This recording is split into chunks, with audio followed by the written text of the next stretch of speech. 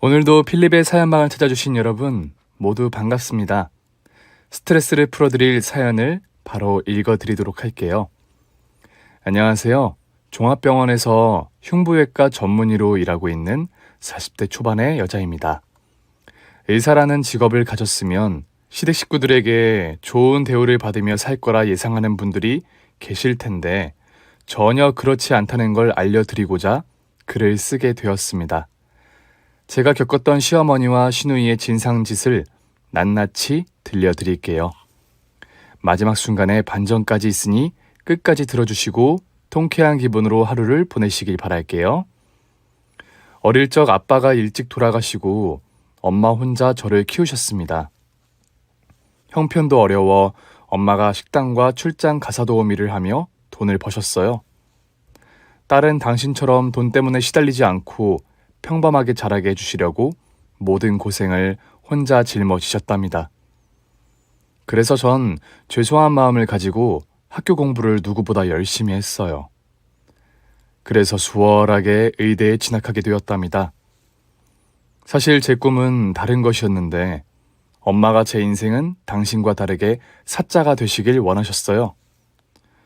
여하튼 처음 대학 입학금과 등록금을 지원받았는데 그게 너무 미안해서 장학금을 타려고 매일 코피와 씨름을 하며 머리에 온갖 지식들을 억지로 집어넣었답니다. 사람이 이악 물고 도전하면 안 될 일이 없다더니 과에서 10등을 웃돌던 제가 두 번째 학기부터는 수석을 놓치지 않았답니다.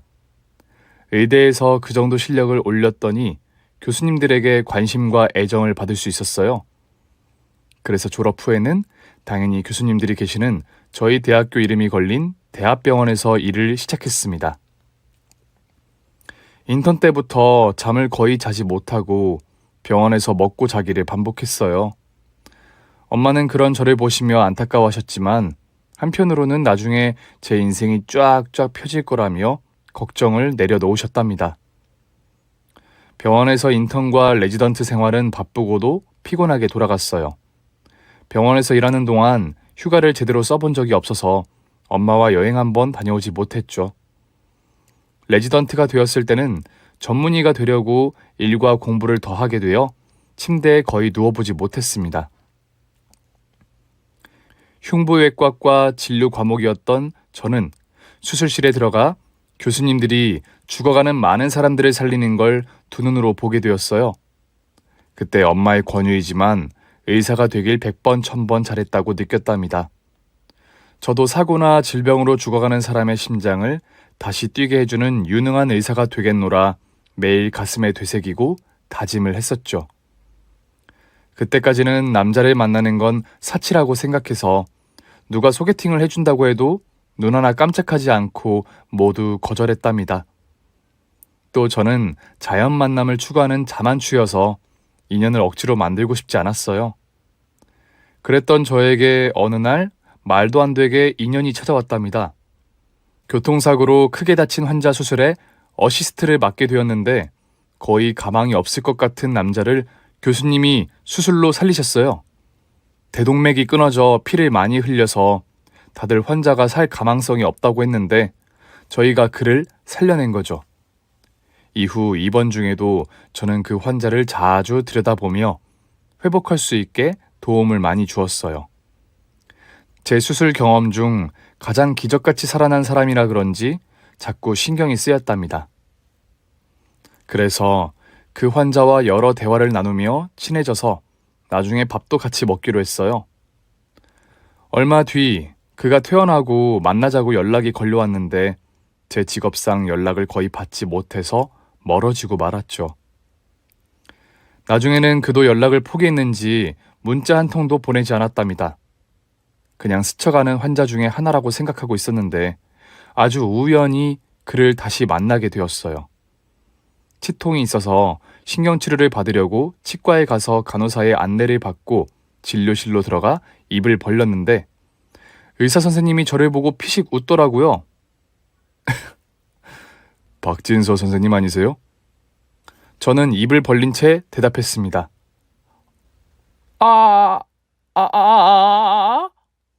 아, 누구냐고요? 접니다. 얼마 전 박 선생님 병원에서 태어난 김선달이요. 어? 어? 무슨 말씀인지 못 알아듣겠네요. 일단 치료부터 하고 나중에 이야기 나누도록 하죠.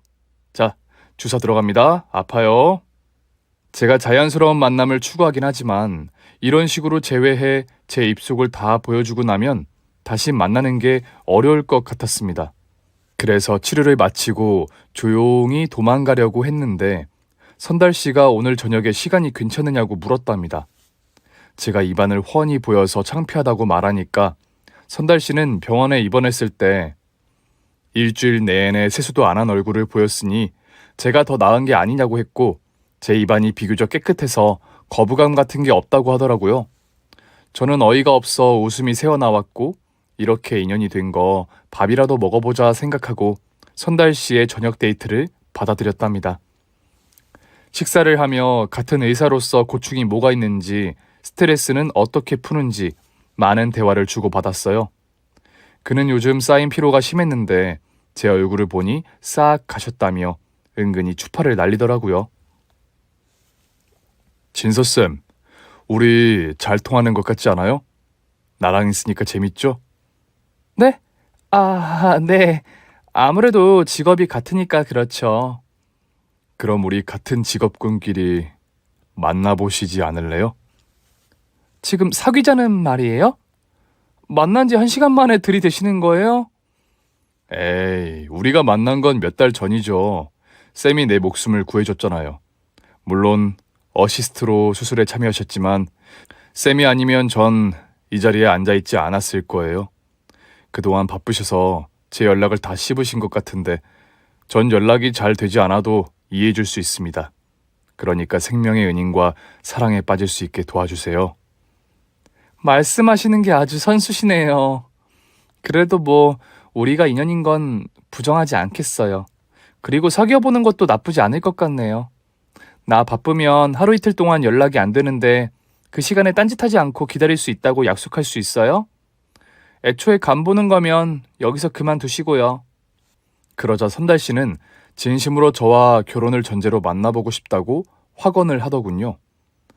그래서 저희는 각자의 병원에 가서 만나게 된 인연으로 사랑을 시작하게 되었습니다. 일주일에 겨우 한 번 만났지만 연애하는데 큰 걸림돌이 되지 않았어요. 대학병원에서 밤새워 일하는 저를 다 이해해주고 격려해주는 역할을 톡톡히 해주었답니다. 저희 연애는 해가 2번 바뀌어도 변함이 없었어요. 아니, 오히려 더 깊어져서 뜨겁게 사랑했답니다. 이젠 서로에게 없어서는 안 될 존재가 되어서 결혼이라는 걸 하기로 했네요.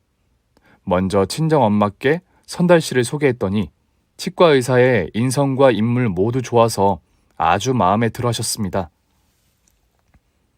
이제야 당신의 걱정이 하나도 없을 것 같다며 세상 편한 한숨을 내쉬며 허락해 주셨답니다. 그런데 시댁에 찾아가자 시부모님과 시누이가 저를 달갑지 않게 보셨어요. 아무리 같은 의사여도 급이 다르다는 말씀을 하셨어요.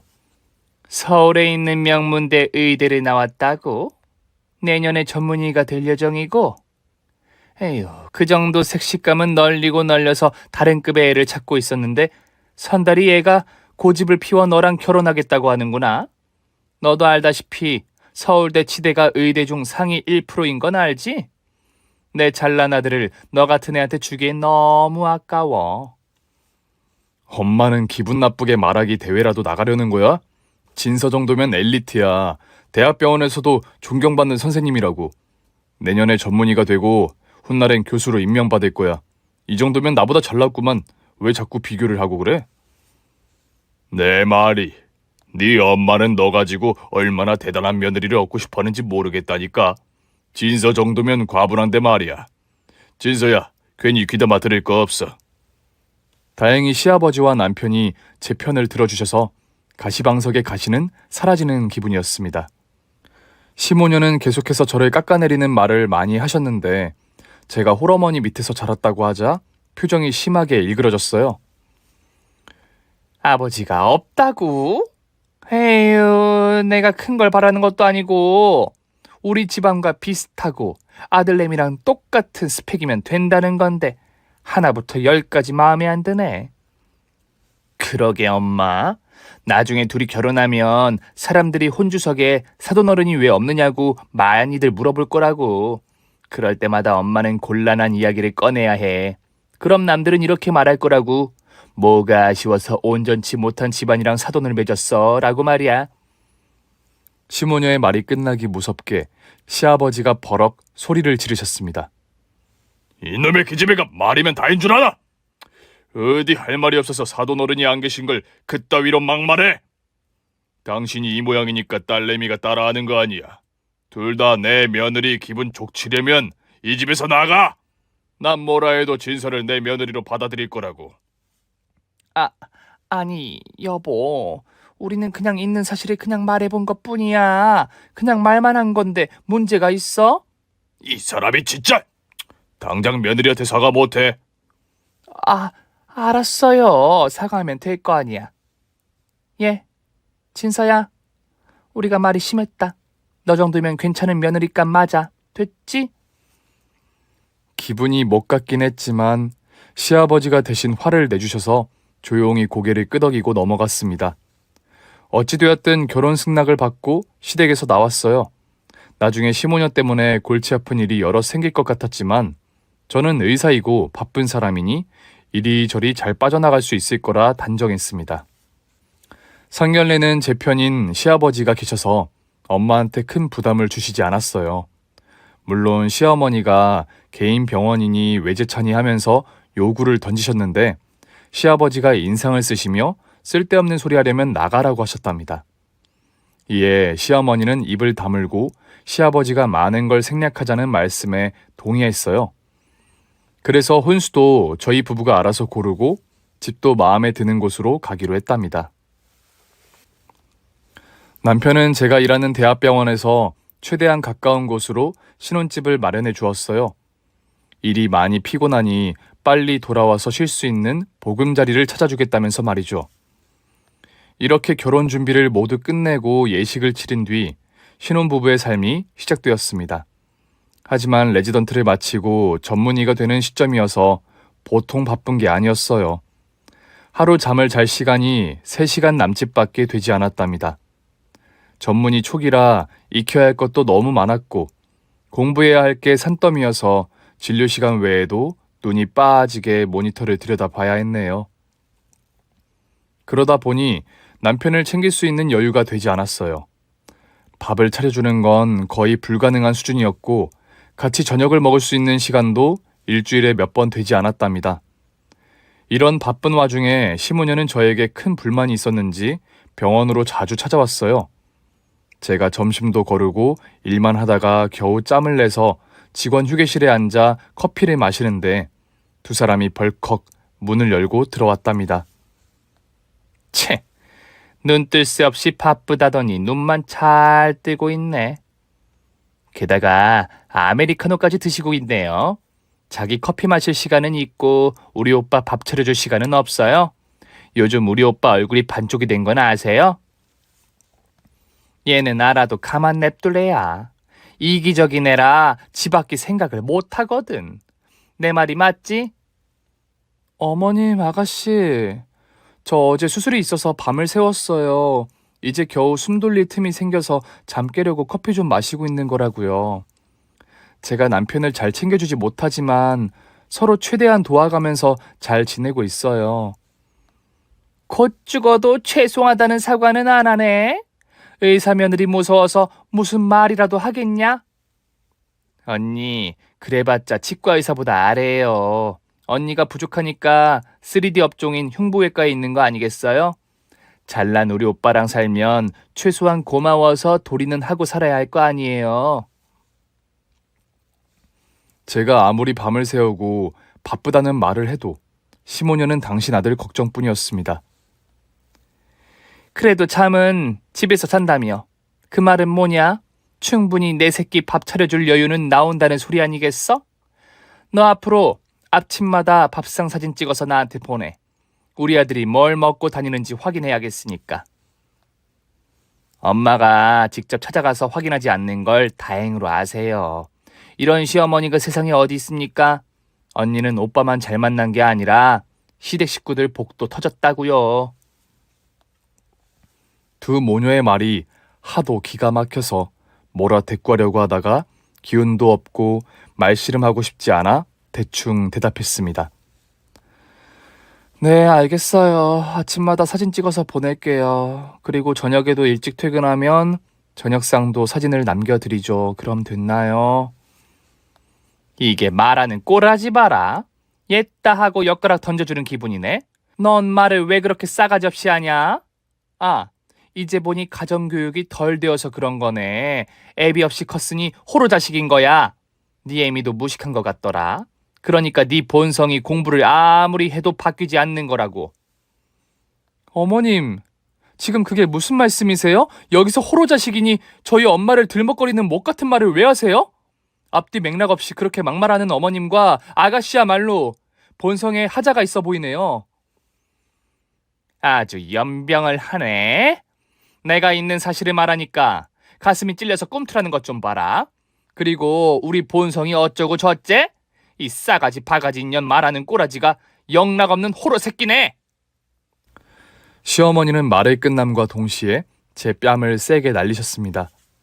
밤을 새우고 정신이 없던 와중에 당한 일이라 벼락을 맞은 기분이었답니다. 두 사람은 이런 식으로 제 속과 몸을 엉망진창으로 만들고 병원에서 나가길 반복했습니다. 시댁에 찾아가지 못하고 집에서도 얼굴 보기 힘드니 이런 식으로 병원에 찾아와 진상을 부렸죠. 이걸 남편에게 말해야 하나 말아야 하나 고민을 거듭하다가 차라리 시아버지한테 말하는 게 직방으로 해결될 것 같아 아버님께 전화를 드렸습니다. 있었던 일을 말씀드리다 저도 모르게 울컥해서 우는 소리로 고백을 했더니 시아버지가 크게 화가 나셔서 시모녀를 가만두지 않을 테니 마음을 가라앉히라고 하셨네요. 그리고 몇 주 동안 시모녀가 병원에 찾아오지 않아 다행스럽게 여기고 지내고 있었는데 어느 날 두 모녀가 진료를 받으러 저를 찾아왔습니다. 아휴, 1시간을 기다렸네.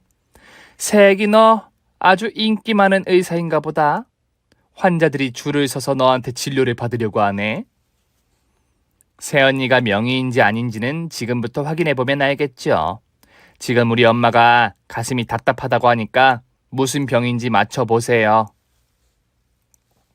일단 진찰해보고 피검사를 해보도록 하죠. 그리고 나서 설명해드리겠습니다. 나가셔서 간호사 안내 받으세요. 뭐야? 지금 말 몇 마디 하고 나가라는 거야? 넌 시어머니가 왔으면 특별 진찰이라도 해야 하는 거 아니냐? 꼴랑 몇 마디 하고 내보내는 게 말이 되냐고. 그러게 말이야. 언니 돌팔이 아니에요? 전문의식이나 되면서 척하고 무슨 병인지 맞추지 못하냐고요. 피검사하고 나온 결과로 진단하는 건 지나가는 개새끼도 하겠네요. 두 모녀는 일부러 진상을 부리러 온 건데 귀찮고 기운이 빠져서 그냥 다음 환자를 받아야 하니 빨리 나가달라고 말했습니다. 어머님, 검사를 다 해봐야 진단할 수 있어요. 의사 눈에 투시 능력이 있는 것도 아닌데 제가 어떻게 병을 바로 알아맞히겠어요. 억지 쓰지 마시고 검사 받고 오세요. 간호사가 진료실 문을 열고 들어오자 시모녀는 어쩔 수 없이 밖으로 나갔답니다. 그리고 검사를 받고 결과지가 저에게 왔는데 아무런 이상이 없었어요. 가슴이 답답한 건 꾀병이었던 거죠. 그래서 간단히 결과를 들려드리고 보내드리려 했는데 쉽게 자리에서 일어나시지 않았습니다. 지난번 시아버지께 일러서 속이 시원했느냐, 아직도 내 아들 얼굴이 반쪽이다, 며느리와 아내로서 하는 게 뭐가 있느냐 등등 잔소리를 열거하셨습니다. 이에 진료실에서 사적인 대화를 나누는 게 아니라고 했더니 이번에는 시어머니를 가르쳐드리려고 하느냐, 네가 바쁘다는 핑계로 코빼기도 비추지 않으니 여기 아니면 어디서 말을 하겠냐 하시며 제 귀에서 고름이 나올 것처럼 심하게 잔소리를 해댔습니다. 저는 대꾸를 하지 않고 간호사를 불러 시모녀를 밖으로 내보냈고 다음 환자를 보며 조금 전 있었던 일을 잊어버렸어요. 그리고 진료 환자가 더 이상 없어서 잠시 커피를 마시려고 진료실에서 나왔답니다. 휴게실로 가서 커피 자판기에서 아메리카노 한 병을 뽑아들었죠. 그런데 그 순간 시어머니의 날카로운 손톱이 제 머리채를 낚아챘답니다. 잠이 번쩍 깨긴 했지만 너무 아파서 눈물이 나올 지경이었죠.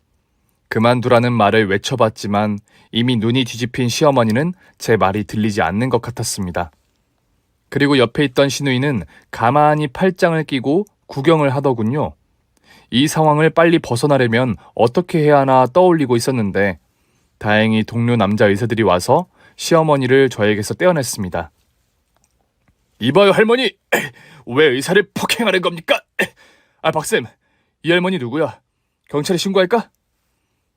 아니에요 김쌤, 저희 시어머니세요. 뭔가 오해가 있어서. 저는 뜯겨진 머리를 정리하고 있는데 시어머니가 이번엔 동료 의사의 머리채를 잡았습니다. 너희 새끼! 내 아들이 누군지 알아? 대한민국 최고의 치과의사라고! 그런데 네가 뭔데 날 말리고 경찰에 넘기겠다는 거야? 너 소속이 어디야? 진료 과목이 뭐냐고? 할머니 그만하세요! 왜 이런 행패를 부리시는 겁니까? 그 할머니 소리도 그만해! 아직 손주를 보지도 못했는데 어디 할망구 취급이야? 네 진료 과목이 뭔지나 말해봐! 그러면 놔줄게 이 육실할 놈아! 대장 항문외과요! 그러자 시어머니가 동료 의사의 머리채를 놓아주며 깔깔대며 웃었습니다.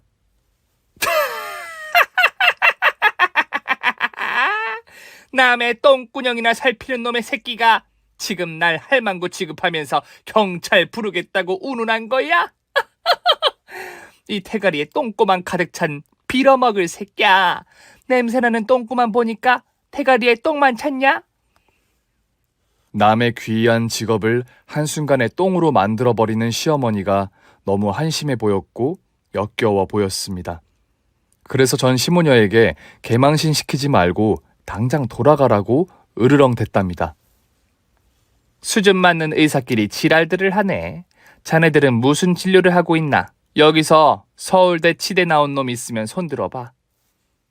시어머니는 거기서 그치지 않고 동료 선생님들에게 아주 심한 말을 짓거렸답니다. 소아과 선생님들에겐 애들 코 묻은 돈 빨아먹는 기생충이라는 막말을 하고 비뇨기과 선생님에겐 냄새나는 거식이나 보는 주제라며 심한 모욕을 주었어요. 동료들과 저는 대답할 가치를 느끼지 못해 고개만 절레절레 흔들며 나가려고 했어요. 그러자 시어머니가 무식하니까 니들이 손발을 고생하는 의사로 사는 거야. 내 아들처럼 잘났어 봐. 하루 8시간만 일해도 억대 연봉을 번다고 이 띨띨한 것들아. 라며 들어줄 수 없는 말을 끝까지 하더군요. 저는 동료들을 데리고 비상계단으로 가서 진심으로 미안하다고 사과했어요. 그리고 제발 병원에 소문내지 말아달라고 부탁을 했죠. 그러자 동료들은 당연히 비밀이고 조금 전 있었던 일은 제 얼굴을 봐서 참겠다고 대답했습니다. 그 말을 듣자 미안한 감정은 배로 늘어났고 어떻게 갚아야 할지 생각해 보기로 했어요. 저는 이번에도 시모녀의 진상짓을 시아버지께 바로 일렀습니다. 그러자 아주 크게 난리가 났었는지 시어머니가 전화를 걸어 저에게 울먹이며 사과를 하더군요. 그리고 마지막에 소곤거리는 목소리로 너 다음에 두고 보자 하고 말한 뒤 전화를 끊었답니다. 그래도 다시는 병원에 찾아오지 않아 한시름 놓고 있었네요. 시모녀를 보고 살지 않으니 그렇게 개운할 수가 없었습니다. 그런데 몇 주 뒤 시어머니가 당신의 생일이 사흘 앞으로 남았다며 전화를 걸어왔어요. 너 지난번에 날 엿먹인 거 기억하지? 그걸 없던 일로 하고 싶거든. 내 생일에 골드바를 사오너라. 내 친구들이 요즘 금테크가 제격이라고 해서 나도 금 좀 모을 생각이니 1kg짜리 골드바로 가져와. 네? 어머님, 골드바를 생신 선물로 달라고요? 1kg면 가격이 8천만 원이 넘는다고요. 누가 생신 선물로 8천만 원 이상을 쓰나요? 야, 내가 너 때문에 내 남편한테 뒤질 뻔했거든? 그 정도는 받아야 내 마음의 상처가 치유될 것 같단 말이야. 그리고 내 잘난 아들 업어갔으면 그 정도는 해줘야 인지상정 아니니? 막말로 네가 개인 병원을 차려줬니? 외제차를 뽑아줬니? 남들 다 해오는 혼수 말고 아무것도 하지 않았잖아. 이 정도 요구는 아무것도 아니니까 잔말 말고 준비해와라. 너 내가 병원에 찾아가길 원하지 않거든. 내 말대로 하는 게 좋을 거다. 어머님, 그건 너무 부담스러운 가격이에요. 그러지 말고 제가 금반지 하나 사드릴게요. 너 내 심경 또 건드릴 짓 하면 가만 안 둘 테니까 닥치고 끊어. 시어머니는 골드바를 달라는 억지를 실컷 하고 전화를 끊으셨습니다. 하지만 저는 고민 자체를 하지 않았어요. 제가 호구도 아닌데 뭐하러 그 큰 돈을 써가며 골드바를 바치겠어요? 어디 모자라지도 않고 남편과 똑같은 의사인데 말입니다. 그래서 사흘 뒤 점심시간을 이용해 금은방에 가서 금가락지 하나를 샀어요. 그것도 꽤 비싼 거라 주머니에서 카드가 쉽게 나오지 않았습니다. 저녁에 그 반지를 드리고 시아버지 옆에 붙어 있어야겠다 생각했죠. 그런데 퇴근하려고 5시쯤 준비하고 있었는데 응급 환자가 들어와서 다시 가운을 입어야만 했습니다. 예전에 남편이 그랬던 것처럼 교통사고로 심혈관에 문제가 생긴 환자라 수술이 시급해서 수술복으로 갈아입고 바로 수술실로 들어갔습니다. 그리고 오랜 시간에 걸쳐 수술을 집도해서 환자를 살려낼 수 있었어요. 수술실에서 나와 환복을 하고 시간을 봤더니 자정이 넘어갔더라고요. 핸드폰을 꺼냈더니 시어머니와 시누이가 수십 통의 부재중 전화를 남겼고 수많은 욕이 든 문자를 보내놨답니다.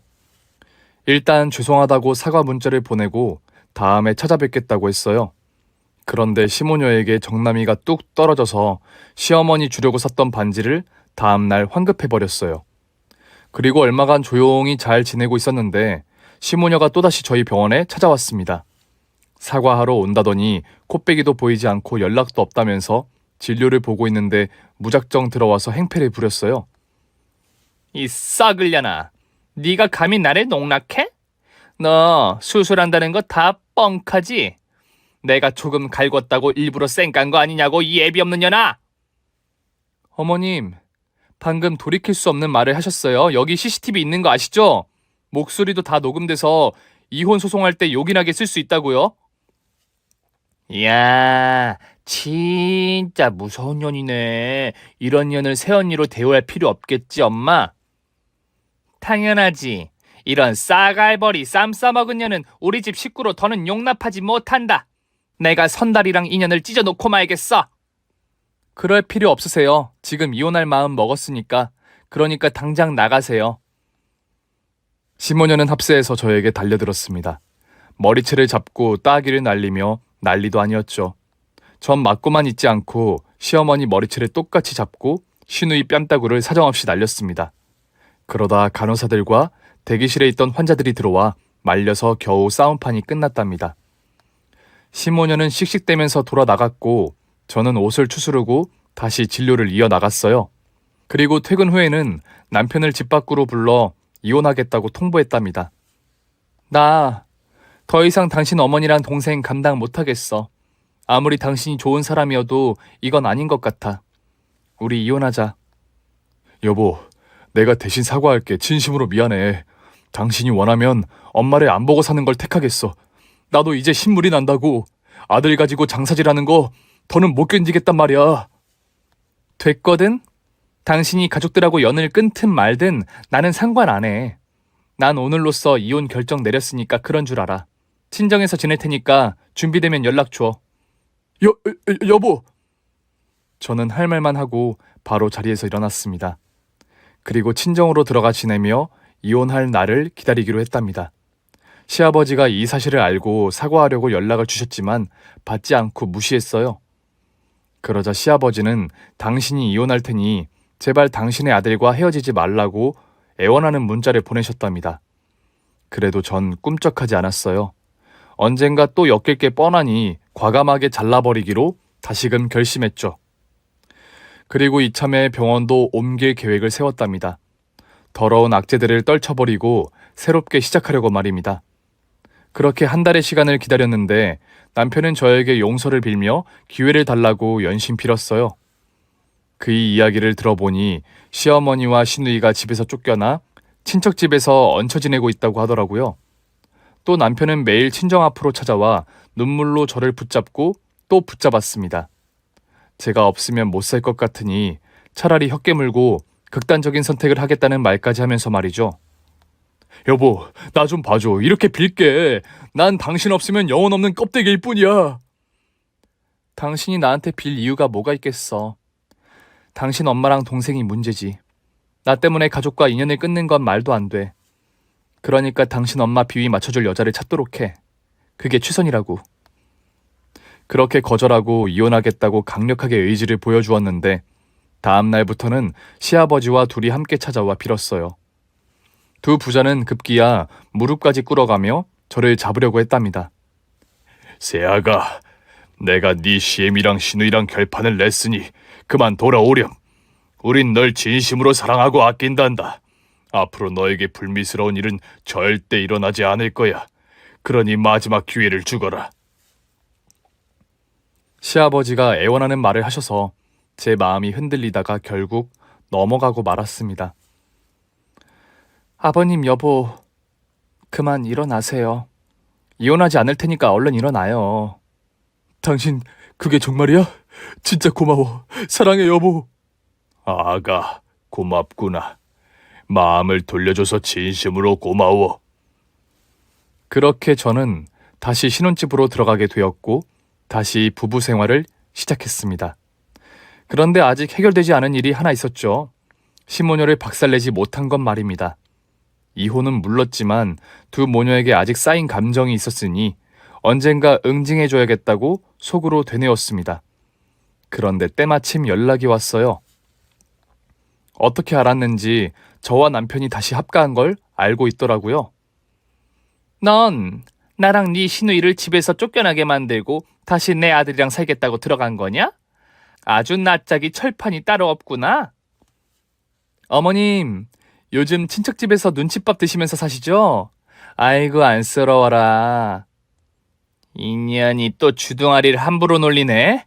야, 이게 다 너 때문이야. 아이고, 아무렴요. 저 하나 때문에 풍비박산이 난 거죠. 왜 아니겠어요, 어머님.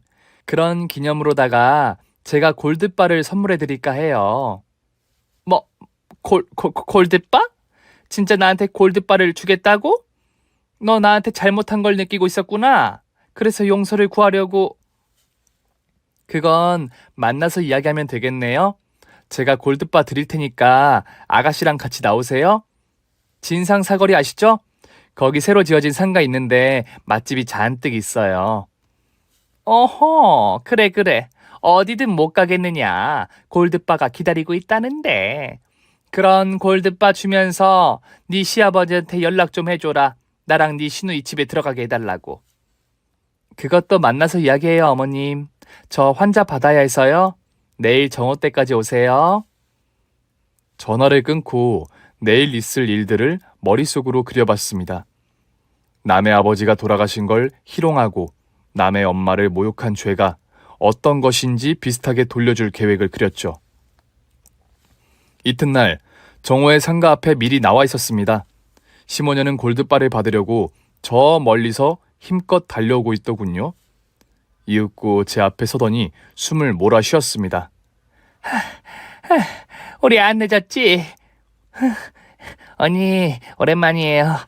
그런데 골드바는 어디 있어요? 시간 맞춰서 잘 오셨습니다. 골드바는 너무 무거워서 들고 나올 수가 없었어요. 총 100kg가 넘거든요. 100kg? 그게 돈으로 환산하면 얼마니? 대충 8, 90억 정도 되려나? 저도 계산기를 두드려보지 않아서. 언니, 진짜 저희한테 그 많은 골드바를 준다는 거예요? 가져가실 수 있으면 가져가세요. 아마 무거워서 한 번에는 안 될 거예요. 왜 못 가져가겠니? 젖먹던 힘까지 해서 가져가면 된다. 어서 골드바가 있는 곳으로 안내해라, 우리 새아가. 순진한 두 모녀는 저를 따라 상가 안으로 들어왔습니다. 그리고 하얀 가운을 입은 저희 의사 동료들이 기다리고 있었어요. 저는 주머니에 있던 하얀 장갑을 꺼내 시모녀에게 끼워주었습니다. 어머님, 아가씨, 골드바를 만지려면 일단 장갑부터 끼세요. 그래. 그런데 저기 있는 사람들 네 병원 동료들 아니냐? 의사들도 그렇고 간호사들도 낯이 익어. 맞아요, 동료들이에요. 골드바를 가지시려면 저기 사람들한테 말하고 가져가야 해요. 그게 뭔 소리예요? 금괴 가져가는데 저 양반들한테 말을 왜 하는 거죠? 저는 흰 장갑을 낀 두 모녀를 제 동료 의사들 옆에 나란히 세웠습니다. 자, 이제 다들 모였으니 시무식을 시작합시다. 우리 병원의 앞날을 위해 커팅! 제 동료들이 가위로 먼저 리본끈을 자르자 시모녀도 얼떨결에 따라서 커팅을 했답니다. 그리고 동료들과 저는 박수를 치며 파이팅을 외쳤습니다. 예, 세아가 지금 뭐 하는 거니? 무슨 시무식을 한다는 거야? 골드바는 도대체 어디 있는 거야? 어머님, 지금 밟고 계시잖아요. 이 건물이 골드바예요. 저랑 동료들이 같이 마련한 종합병원 골드바. 뭐? 너 대학병원은 어쩌고? 아니, 지금 그게 중요한 게 아니지. 우리한테 골드바 준다고 하더니 이게 뭐 하는 짓이냐? 시무식에 리본끈 자르는 건 왜 시킨 거냐고? 네가 가진 저희가 뭐야? 제가 여길 불러들인 건 시모녀에게 당한 수모와 동료들에게 벌인 피해를 정식으로 사과받기 위해서였습니다. 저 교수 포기하고 여기 있는 선배들하고 종합병원 차렸어요. 뭐 거의 다 대출이긴 하지만요. 그런데 이 종합병원에 치과 자리에 어머님 아들을 앉힐 생각이에요. 지금 페이닥터로 일하는 것보다 훨씬 보수도 좋고 대우도 좋죠. 그래서 나보고 어쩌라고. 날 골드바로 가지고 논 이유가 뭐야? 나와 여기 동료 의사들에게 사과하세요. 지난번에 대장학문외과 선생님한테 똥꼬가 어쩌고 하며 조롱했죠? 또 정형외과 선생님한테는 치킨뼈나 맞추면서 살라고 막말을 했죠? 또 그만! 지금 나더러 사과하라고? 내가 미쳤냐? 에이, 재수없어. 딸, 빨리 가자. 어머님, 지금 가시면 전 이혼 소송에 들어갈 겁니다. 어머님이 행패 부린 거 영상과 녹취본 다 가지고 있어요. 위자료 싹 뜯어내고 어머님이랑 아가씨 형사처벌까지 받게 할 거예요. 그때는 언니도 잿뺨 날리고 엄마 머리채를 똑같이 잡았잖아요. 그랬나? 내가 입수한 영상에는 나만 맡고 있던데. 뭐 어쨌든 자신 있으면 그대로 나가세요. 그제야 시모녀는 덫에 걸린 사실을 인정했고 이 상황을 빠져나가려고 여러 대화를 속삭이더군요. 마침내 결론을 내렸는지 시어머니가 입을 열었습니다. 그럼 사과하면 어떤 일로 해주는 거냐? 그렇다면 사과하지. 미안드랍니다. 됐지? 노노노. 어머님, 여기 시무식에 식순 중 하이라이트가 두 분이 무릎 꿇고 용서를 비는 거예요. 아무 일 없이 지나가고 싶으면 그렇게 하셔야만 해요.